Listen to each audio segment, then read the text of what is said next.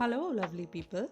Welcome to my page. Many of you might already be baking breads, and some of you may be new. Let me tell you one thing, home baked breads is totally a baking onto another level. For me, it's like meditation. The whole process is addictive, let me warn you. Homemade breads are not only chemical and preservative free, made with healthier ingredients, but also much more tasty than their market counterparts. Before we start, I would request you to watch this video till the end as it covers all the basics related to baking with whole grains. Although it's a bit long, but trust me, watch it once in your life and then bake any bread with full confidence. So let's start with the basics. First is gluten. Gluten is a type of protein among wheat products. Gluten development refers to construction of net structure which helps in trapping the gas released by yeast and thus helping bread to rise, become fluffy and have those beautiful sponge-like holes. Whole grains have less gluten, so we need to adopt various techniques to make best use of what is available. Next point is hydration, which is in form of water, milk or sometimes a mixture of both. Basically, we need to soften the rough whole grain particles. For this purpose, these recipes require larger amount of liquids. This hydration aids both in gluten development and autolysis process, which we shall discuss later. Coming to yeast, it makes use of sugar and releases a gas which gluten network needs to trap inside the bread to give it a spongy texture. We need to ensure proper activation of yeast to suffice with minimum amount. More yeast will make it easy to work, but you will end up with yeasty smell in finished products. One very basic tip to avoid failure at bread making is to make use of weighing scales for measurement of ingredients, or at least use standard measurement cups and spoons easily available in markets. Now coming to this particular bread, it is very important that the semolina or rava or suji used for bread making needs to be really fine. If it is thick like shown here, just grind it for a few seconds in a grinder. Although be cautious not to make powder, but just fine particles. Look at the texture here for reference. I have not made a powder out of it. They are just fine particles. Can you see the texture? Another important tip is semolina should be unroasted. If you take roasted or thick semolina, you will end up with dense bread like this. Coming to ingredients, we are taking 2 cups of semolina, 365 grams by weight, half teaspoon of salt, 3/4 teaspoon of instant dry yeast, 1 tablespoon of granulated sugar, 2 tablespoons of milk powder or dairy whitener. We will mix all the dry ingredients together. One important tip here, if you are opening new packet of yeast or using old yeast stored for a long time, it is very important to activate it. For hydration, I am taking a solution of milk and water dissolved in equal quantity. It is 250 ml or 1 standard measuring cup. Lukewarm it and add to our bowl of dry ingredients. This method of mixing flour with liquid and resting it for 25 to 30 minutes before kneading helps in increasing elasticity and reduces the kneading period. What actually happens, autolysis resting period activates 2 types of enzymes. Enzyme 1 encourages extensibility and elasticity of the dough. Enzyme 2 turns starch present in flour into sugar, leading to better activation of yeast. After 30 minutes, you can see semolina has absorbed lot of liquid. It is a sticky dough. We will add some oil or ghee and start kneading. In total, we will make use of not more than 3 tablespoons of oil or ghee. Here one more tip, to make use of ghee in place of oil with whole grain breads. It enhances the flavor and takes it to another level. Try it and see. You can do this kneading either by hands or with the help of a scraper or even with food processor. Here I am showing you the way of doing it with hands and with the help of a scraper.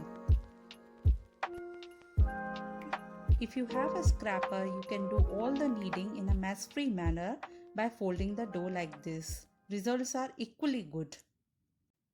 We will keep adding oil or ghee as required, but in total we will not exceed 3 tablespoons of the total fat taken in entire process. Friends, bread making is all about kneading and kneading. Kneading helps in developing and establishing a strong gluten network. The more we knead, the more the bread rises. Under-kneaded bread would be dense, less holes, can crumble and crack as well. So kneading is very important. Totally we will need for 8 to 10 minutes. In last 2-3 minutes we will do stretch and fold. This also you can do without a scraper, wholly with the hands. Now a question may arise in our minds how we will know that the kneading is completed. For that the answer is window pan test. We will take a small portion of dough, we will stretch it nicely. While stretching it should not tear. We will stretch it as much that it is almost translucent. That slight amount of light can pass or you can see your fingers through it. See here, it got torn. So that means I need to knead it further for 30 seconds more.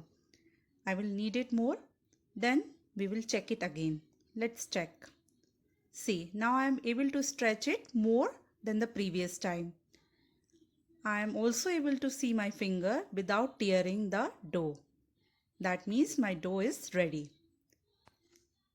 You can clearly see how soft our dough is. Now we will place it in a greased bowl for first proofing. We will just apply little amount of oil on top of it, cover it with a cling film or a plate and keep it in undisturbed for 1.5 hours to 2 hours or until it doubles up. See how nicely it has fermented with such a small amount of yeast that we used. Can you see it? Don't compromise on a fermentation below this, I will say. Now we will deflate the dough and we'll go for second proofing. First proofing we concentrated on giving structure to our bread. Second is more about giving it a shape. We will knead it slightly to take out the extra amount of air from it. Now we will put it on a chopping board or any kind of wooden board and we'll sprinkle some flour and we'll roll it down to a thick sheet. Size you can take an estimate from the bread tin that you are going to bake your bread into. Now we will roll this sheet into a log, sealing all the edges like this. After this, we will pinch and seal other edges too.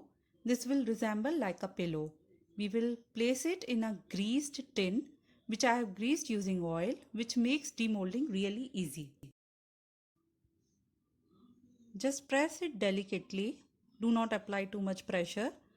We are pressing it to remove any gaps in the corners and so that the bread has a proper shape. Here comes another awesome tip. Brush your bread with some milk. This will give very nice and perfect brown color upon baking. Now we will cover and rest it for 30 minutes.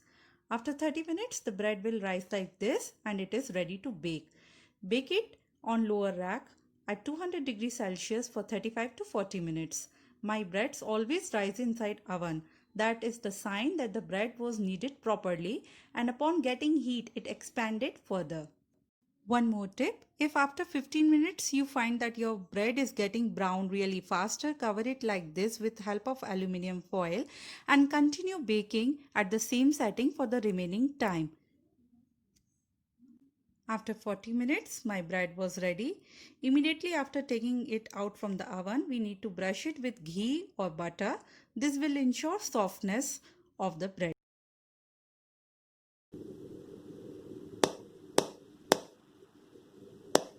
The sound that you just heard was a hollow sound. This is how we check the bread if it is properly baked or not. Now with the help of a knife, we will demold the bread. Gradually, gently transfer it into a wide rack. We need to cool it for 2 to 3 hours minimum before slicing. Now what can happen? The bread can get hardened in this period. So there is another awesome tip. Just take one kitchen towel, wet it with water and wrap your bread around it and leave it. One point to observe here is not to overlook this resting period. Otherwise, your bread will crumble upon slicing. After 3 hours, we will slice our bread using a serrated knife. Just look at the texture, the holes, everything. Awesome, isn't it?